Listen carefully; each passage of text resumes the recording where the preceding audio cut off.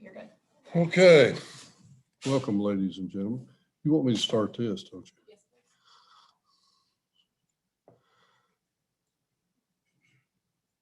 please. Okay, we're recording.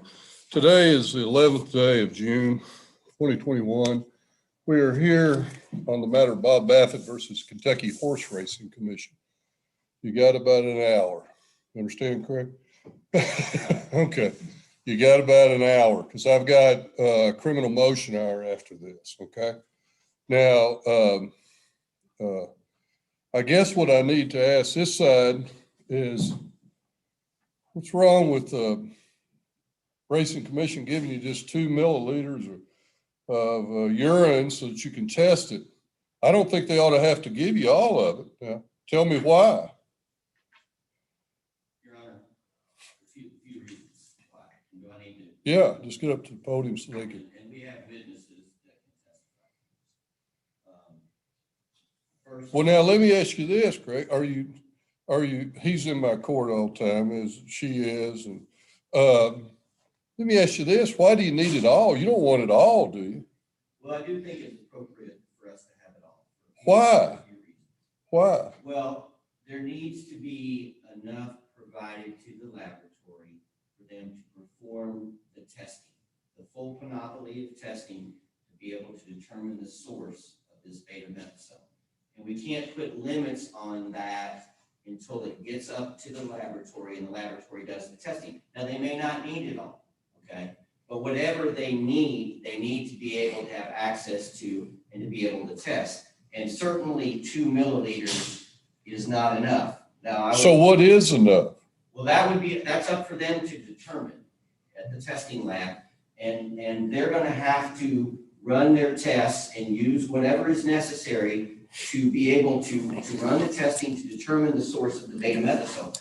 Certain things can happen during testing, and you may have to run a test again. So it's hard for any laboratory to say, this is exactly how much I need before they actually start doing the testing. Now you are, and I've read all your material. Now you are talking just about the urine, right? Or are you talking about the blood too? Well, correct. I mean, I don't think there's any dispute about the blood, all right? Right. They have said that they are going to provide the original and the split sample of the blood to that testing laboratory. So we're just talking about the urine. This is a urine that they said, the Kentucky Horse Racing Commission said they didn't have any need for, they didn't want, it was irrelevant, it was just gonna sit in their freezer and do nothing, okay? And so we believe it's appropriate. It's very vitally important. Well, who's the lab that you're sending it to? Is it your lab, their lab, or independent lab? It's an agreed upon, we both agreed upon the laboratory. It's an RNTC approved Well, laboratory. then why are we even here today, Craig? That's what I'm trying to figure out. I mean, it looks like from all the emails that you all pretty much agreed to everything is what I could tell. Well, I mean, you're so close. I mean. well, there are 3 things that are Okay. important, Your Honor. And I do believe that we can sufficiently narrow the scope of why we're here today. Well, you're probably going to have to, since we're only here about an hour and you've got witnesses. And I don't even know if you need to hear the witnesses. I agree. Okay. It may not be necessary. There's 3 things that are important, Your Honor. Yeah. Number 1, that urine needs to remain intact and frozen until it gets to this laboratory. Okay. It can't be thawed beforehand and divided beforehand. It needs to, because every time you thaw and then refreeze urine, it decomposes. Right. Okay? So it needs to remain intact and frozen until it gets to that laboratory. Right. That's number 1. Number 2, that laboratory then needs to have access to whatever amount of the urine that they need in order to run all of their tests. Mm-hmm. Okay. And then number 3, they need to be able to run the full panoply of testing to test for the clotrimazole, the gentamicin, the beta-methasone, valerate. They need to be able to run whatever tests, the full panoply of testing. So you all have agreed on a lab. You've agreed to send it all. And I saw your email where you didn't like somebody transporting it, you know. So at this juncture, I mean, what ought to happen is that the typical standard process. When it came to the sending of the split blood, I went and observed it and watched them package it and watched them ship it via FedEx to the Right. laboratory. That's what should happen here. Same thing, it ought to be shipped in ice to make sure it remains frozen, goes to the laboratory. The laboratory then needs to be able to have full access to whatever amount that they need to be able to run the full Right. monopoly of the test. And then whatever's remaining, whatever's left, they can have. Send back to the racing. Well, where's this laboratory at? I'm happy to tell your honor if you want. The reason why I'm withholding on that is it's not public information, and I don't think either side wants the laboratory to feel. Is that true, Jennifer? Honestly, I don't think the KHRC has a dog in that fight. I know that that's your all's position, that you don't let the lab name disclose. However, in the agreement that we had, you all waived anonymity as it related to the lab. I personally don't care if you. Okay, so, but it's, let me ask you this, is it close? Is it far? Is it get California? Like one of your labs was in California and the other one was, where was the other one, Jennifer? Your Honor, the commission's lab is in Wheat Ridge, Colorado. Yeah, one's in California, one's in Colorado, right? It's several states away. Okay, good Several enough. states away. Well, what's wrong with letting them drive it over there? How about Guilfoyle drive it over there? That's just not what's typically done. Well, I know, but I mean, this is not a typical case. This is, this is not some grade 3 race that was run at Keeneland or something like that. I mean, Understood. this hadn't happened since '68. And, as a sort of a sidebar, I used to drink coffee with the guy that took the urine sample from that horse. His name was Sid Turner. He was a great guy. I loved every minute of spending time with him. And he said he'd wished he'd never seen that horse by the time it was over with. And of course, it produced one of the biggest Franklin Circuit Court cases, Fuller versus Racing Commission, I think is the case. Is that right? So anyway. Well, listen. I mean, this is not a typical case. So, I mean, Greg, you ought to think about how you can transport that. I mean, do you really want to send it by FedEx? I mean, I've had stuff come in with FedEx. It looked like it, they hauled it behind the truck. Well, and No disrespect, UPS 2 and the United States Postal Service. So, I mean. listen, we can work out how it gets transported. Okay. I mean, we do believe that the typical process is most appropriate, but if we need to drive it up there or fly it up there together, we can work all that. That's fine. Maybe that's a good idea. You have a representative, they have a representative. Sure. And you get on a plane, you fly to wherever this place is, and you each watch it and let it go to this lab. And that makes sense, and that's good. And as long as it remains frozen throughout that process, the most important thing to us, Your Honor, is not how it gets there, but the fact that once it gets there, this laboratory, which is an independent, agreed upon RMTC approved laboratory, can take the urine and use as much of it as it needs to perform these tests. Okay, let me ask, Jennifer, come up here. I want to ask you some questions. I mean, looks like y'all are pretty close on this. And, I agree with Jennifer on a lot of her pleadings that, really the Kentucky Horse Racing Authority obviously is not biased in this, in my opinion, because they don't want this no more than you do, Craig. I mean, this is a somewhat of a black eye upon the industry, in my opinion, and an industry that we've all been raised around. So let me ask you this, Jennifer. I mean, you're satisfied with the lab, okay?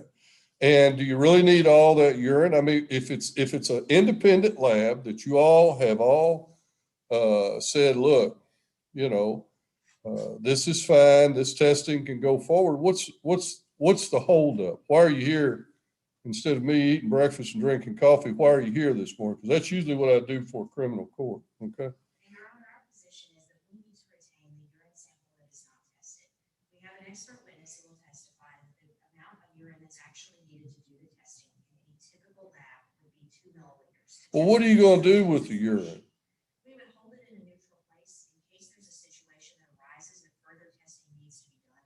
It's about chain of custody and making sure that that urine sample is available in a neutral location if further testing needs to be conducted down the line. Well, what further testing would need to be done other than, because obviously the issue is this, how do you say it, beta, what is it? Betamethasone. Yeah, beta methazone. And there's one that is like what you would put on a horse and the other what you would inject the horse. And I'm assuming that's where you want to use the urine to try to figure that out. That's correct, Your Honor. Okay. Because this testing can determine the source of whether it's betamethasone acetate, which is the injection, or betamethasone valerate, Well, now let me ask you the next question. Does it matter? It matters significantly. Why does it matter on the I know you're familiar with my Graham motion case. Very familiar. Now, that was a substance that really, I think pretty much everybody agreed, really didn't affect the performance of the horse in those amounts. Wasn't that right, Mr. Guilfoyle? That was pretty much what it was. But yet it was a Class C substance, right? I think it was a Class C, and it didn't matter. The state Supreme Court said, hey, we reverse you, Judge Wingate. It doesn't really matter that it didn't affect the performance of the horse, which I thought was a little bit arbitrary, but, they have the last say on everything. So, does it matter that it's how do you say that? You're better at it than I am. It matters significantly, Your Honor. First of all, Your Honor was right in that case, and the state Supreme Court was incorrect. Well, thank you. But secondly, Jennifer disagreed. Okay. Secondly, here's why it matters. Okay, for two primary reasons. Number one, the regulations that Kentucky Horse Racing Commission had only address the injectable. Okay, only talk about and have penalties for the injectable, not the ointment. So we believe it can be completely exonerating in this case. Second, the rules of the Kentucky Horse Racing Commission are clear. They say, I think, some 63 times in the rules that a trainer is allowed to present mitigating circumstances in consideration of a penalty.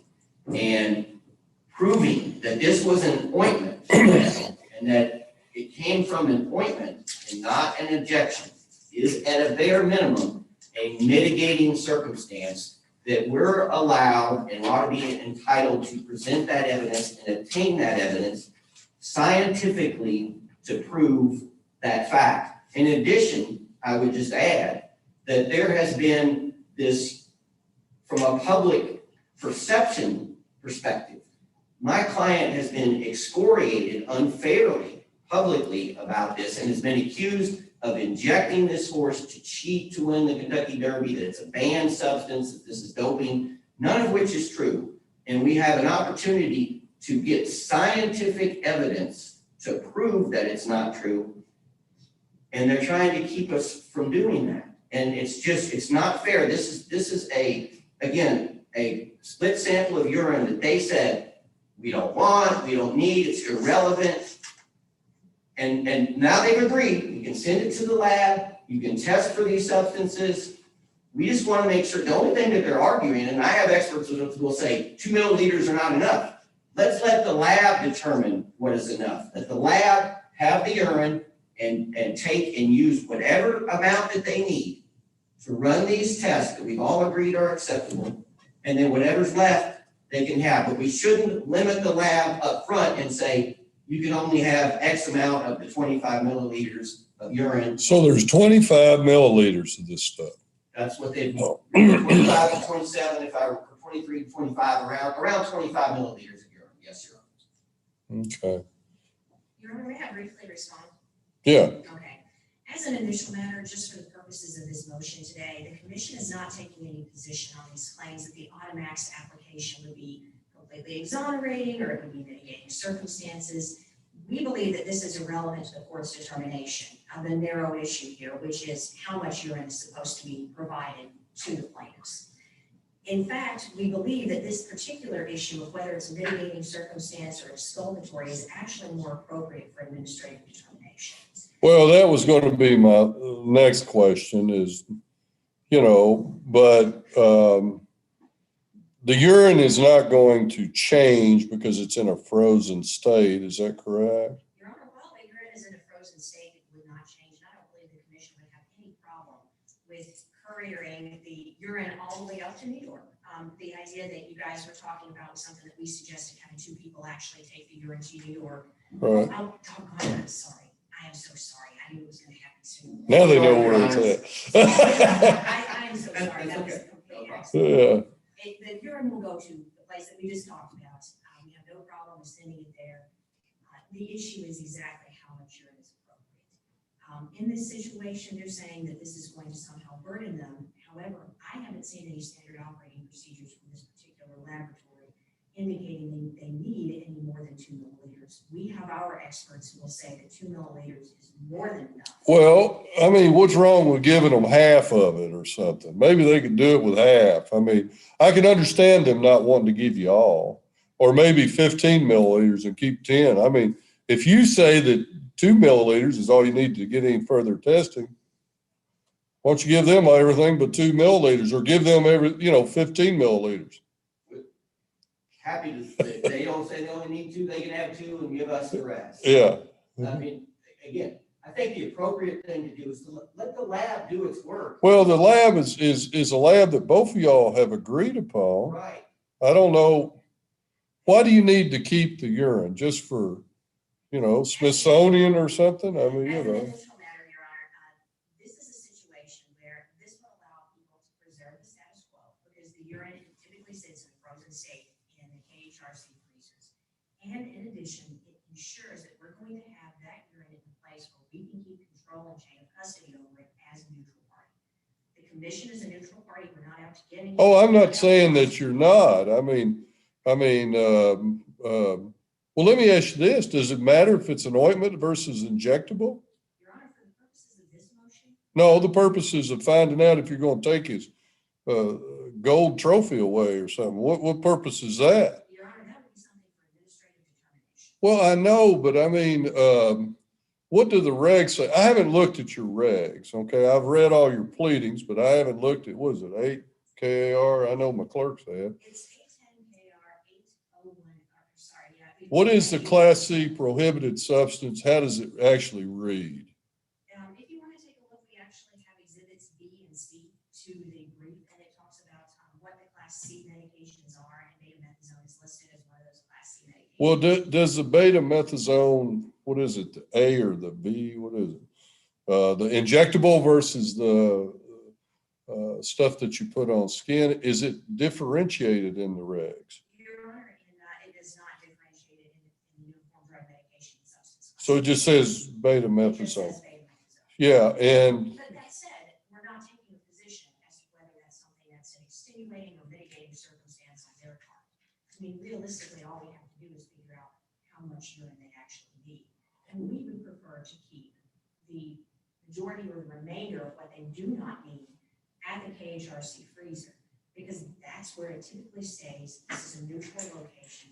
This will facilitate further testing. And I might add, if there's one thing that this case has taught me, it's that these samples can break sometimes. There can be problems that occur. And it's better to have samples in a couple of places just in case something happens. Yeah. I mean, we can get that urine over there and, somebody can drop it. I mean, totally innocent mistake. which brings me to the, what was it? Was it the urine that got damaged in transit? When did it get damaged in transit? And who was It it? is unclear when the urine was it wasn't the urine that got damaged, it was a plasma tube and it broke. That was the concern, and I don't know whether it got damaged at transit or upon receipt, but nonetheless, I think some of the red blood cells seeped out of that container as a result. So it was the blood, not the urine. It was the blood, but I think the concerns that they have is that it might have contaminated the urine container. Of course, that KHRC says that's I've looked- unlikely, but nonetheless. I've seen your pictures, Craig.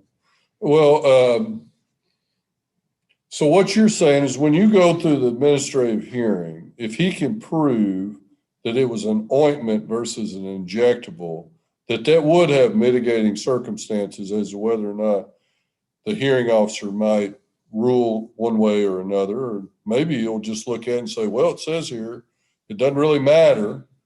Looking at the Graham motion case and hey, it's irrelevant, we don't know. And then it comes back to us and hopefully it's a draw and Philip gets it. But anyway,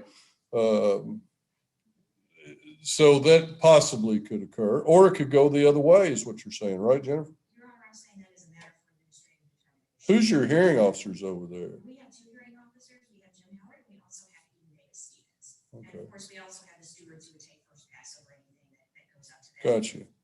Okay, all right, Craig, let's hear a couple of your witnesses. Let's hear a witness that says you need it all, okay? Your Honor, can I just have a brief moment? Sure. So just a couple of points. I don't mean to retrench. My name is Clark Brewster. I represent the Dan Racing, the owner of the horse. At the outset, when you have a right to the split sample to be tested at a split lab, when we asked for just a split lab, the one that could be sent to, in this case it was UC Davis, we specifically asked, send the urine and the blood, and could you do these tests? The commission said, no, we're not going to do those tests. We're not going to let the split lab do it. And we're not even going to send the urine. The urine is irrelevant. So I said, but we'll let you have the remnants from the original lab, and you can send those to the lab in New York. And when they sent the remnants, as you know, they were busted. The blood vial had been busted, leaked out over the urine packet, and the head of the lab in New York said, this is a problem. So we then reached back and said, the urine that you said you wouldn't need, go ahead and send that. And then they locked down and led to this. Now, the important point is the urine they sent to the primary lab, how much is necessary to do the test? There were 30 mil sent to the primary lab. When we asked for the remnant, there's only 3. So they consumed all of it, but 3 in the primary lab. This is the A sample. Mm-hmm. So if they consumed and said we had to use that, there's only 3 left, we have a right to take the urine that's there pristine, send it up there, and have it analyzed. Now, the reason it's important is because if the trainer walked into a hearing and said, hey, by the way, I didn't inject the horse, this came from a SAB. Ha ha! Another fantastic representation by the trainer. So what we found when we consulted experts, there's a scientific way to distinguish the two. And you can find these components of one versus the other. Now you ask a real recipient question with regard to this, how is it treated in the regs? Guess what? The protocol for using betamethasone under the Kentucky regulations refers to betamethasone acetate or betamethasodium phosphate. This is not the rub. This is not the topical. So in their own regs, the conduct they're trying to prevent is this injecting of the horse's joint earlier than 14 days. Horse never got the injection, got a SAB. So it's critically important, and the lab is RMTC approved. The head of the lab is one of the most credentialed experts in the world. And the idea that now they lock down saying we don't need to know this is evidence of scientific empirical determination that is critical for any good faith regulator to make a decision.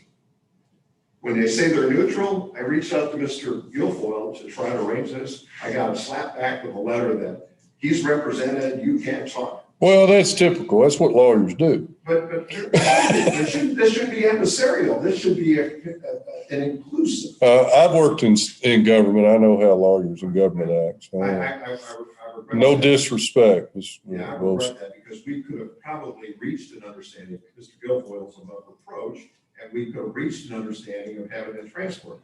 So apparently, Judge, what I would ask clearly on behalf of Dan, I don't know if we even need witnesses, let's send the urine to New York, couriered by a representative of the defense and Mr. Guilfoyle, where it is determined to be patent when it's open, and then the lab can do the work. We'll retain the remainder like they did in the primary lab and send it to wherever they want it sent. That should be the end of the story. seems like a reasonable, Mr. Guilfoyle, don't you have any opinion on this?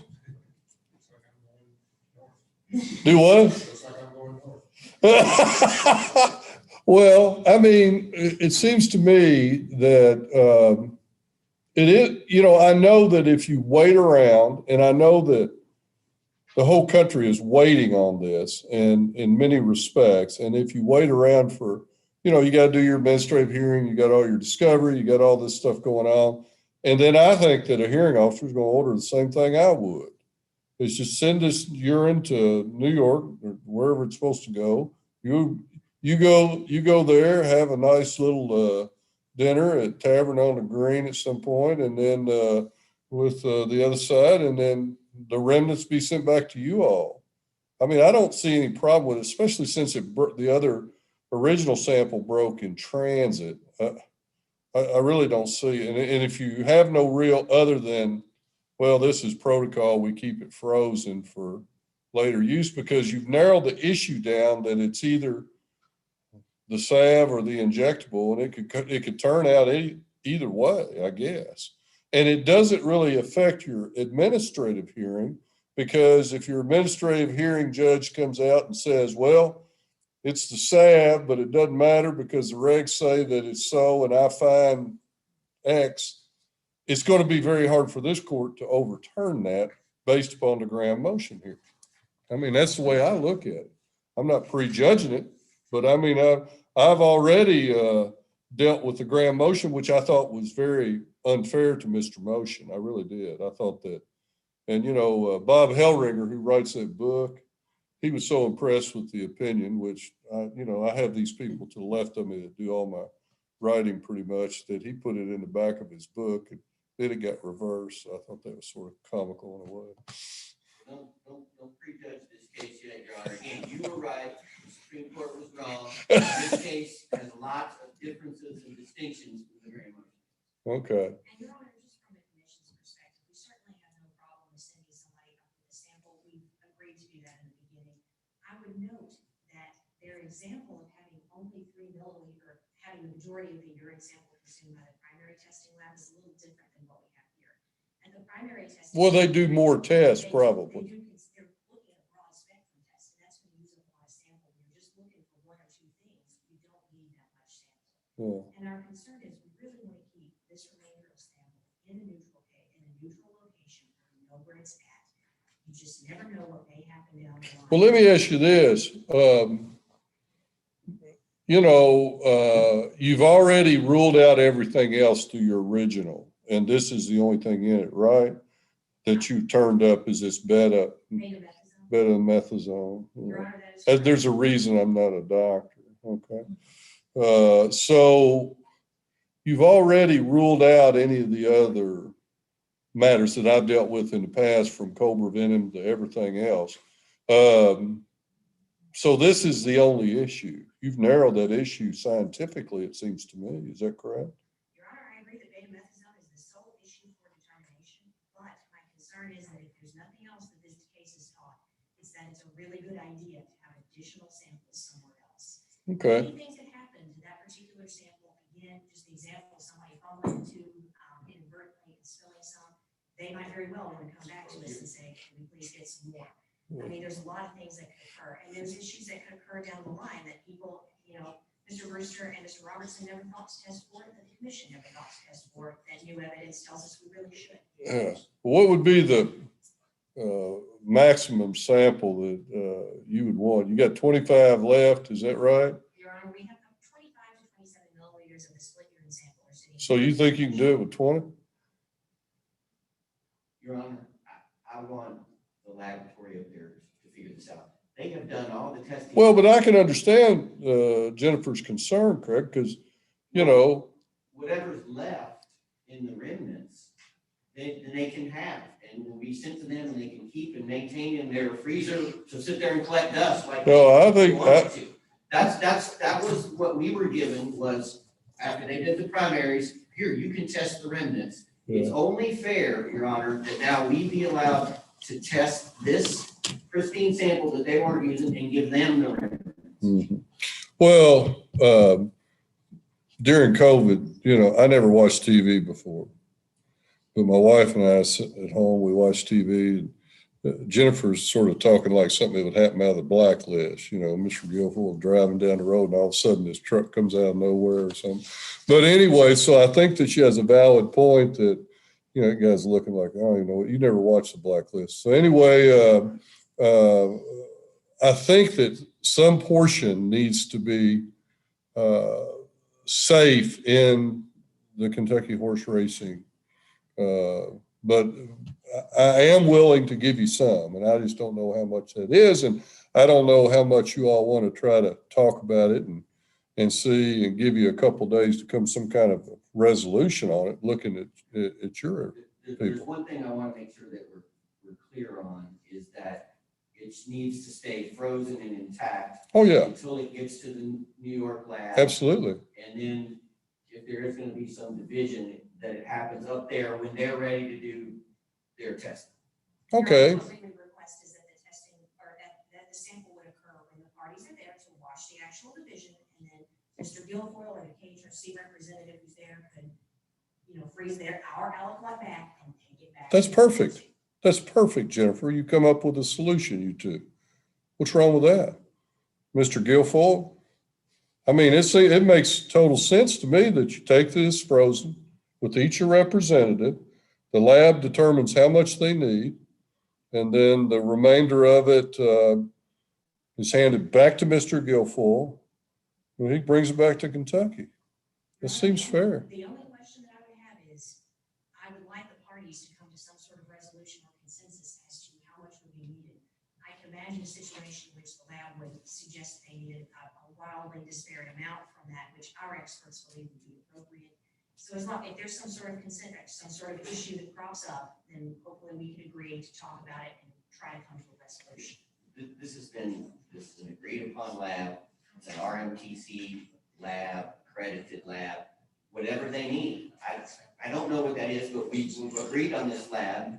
And so we need to trust them that they say, this is how much I need, and I don't need this, so that then you, Kentucky Horse Racing Commission, can have this amount back. Okay.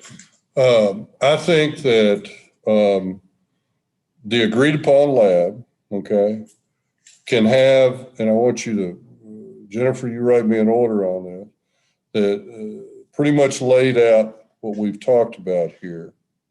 The agreed upon lab can have no more than 24 milliliters of the urine unless agreed upon by the Kentucky Horse Racing Commission to have more. So they must keep 3 milliliters for further frozen testing. Your Honor, I would object to giving us only 3 milliliters. Okay. Well, I mean, if your lab wants to get more, I'm just saying that's the minimum that has to come back. I mean, because first of all, you used, was it 30? What'd y'all use in the initial test? I believe that the initial test had approximately the same volume of urine, and I do not actually know how much urine was consumed, but I understand it was around 20 or whatever. But we're talking about a totally different set of tests. That was a broad spectrum type of test, and that's going to take up a lot more urine than a simple test looking for one thing and then another thing and then another thing. Mm-hmm. And in fact, Well, do you have the people on your lab and is there any experts that say that they got, they have to have so much? I mean, I know sort of how lab technicians are. They want it all because they, in case they do something with it. Your Honor, we have to trust that lab. And I think it's ironic. They said, well, 2 milliliters is enough for you all. That's all you need. But then when Your Honor says, well, I'm going to rule that they get 3, and we object to that. That's not enough, Your Honor. I mean, the court's ruling here. Well, I'm trying to work this out. Yeah. Of them having 3 milliliters at a minimum. I mean, this laboratory again is an RMTC accredited, approved. We all agreed on it. They will they're only going to take whatever they need to do the testing, and they get the rest. But that has to at least be a minimum of 3 milliliters. It's going to, in all likelihood, end up being much more than that, or some amount more than that. But that's a totally fair outcome. Your Honor, Seemed to me too. from the Yeah. KHRC's perspective, we're kind of on different footing because they're the ones who are actually trying to test for 3 specific substances. We're trying to retain as much as possible for unknown possible future testing. Well, There's a specific amount that they need. And but you've already done your testing for all the unknowns and it's come back. I mean, it seems to me, and Jennifer, may not even matter. I mean, it comes back that it's some kind of salve. I mean, I can see where they say, well, it doesn't really matter. It's got the, it's a class C and, there we are. I mean, listen, let me tell you something. That Graham motion hearing, those were good lawyers on both sides. I mean, I think it was, what was the penalty on that? $500 for him? And I bet he spent $100,000 trying to prove it differently. So, I mean, You know, well, I tell you what, I'm not gonna get you to do an order, but I'll do an order, okay? And if y'all work something out, we will not enter the order until Wednesday, okay?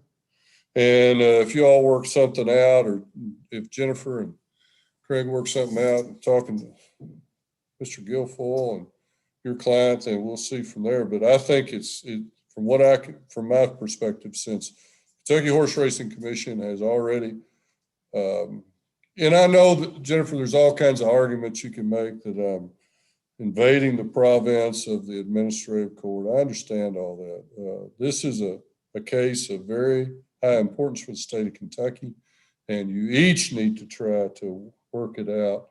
If you have any, if you care anything about horse racing in the state, which everybody does. And, you know, I think that it's something that is of utmost importance. And that's the only reason in a normal case like this, if this was something run at another track and it wasn't, I'd say your hearing officers need to take care of it. They're good. And the hearing officers are good.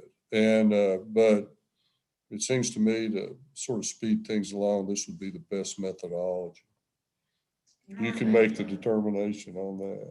Your Honor, would you be willing to consider giving the Kentucky Horse Racing Commission a bit more year in the holdback? I might give them a bit more. I mean, This is a situation where honestly, anything can happen. This is a hugely important case. I believe that we have plenty of witnesses. well, but your witnesses have already said that you only need 2 or 3 milliliters and that's the real issue is this. Now, his witnesses says he needs more.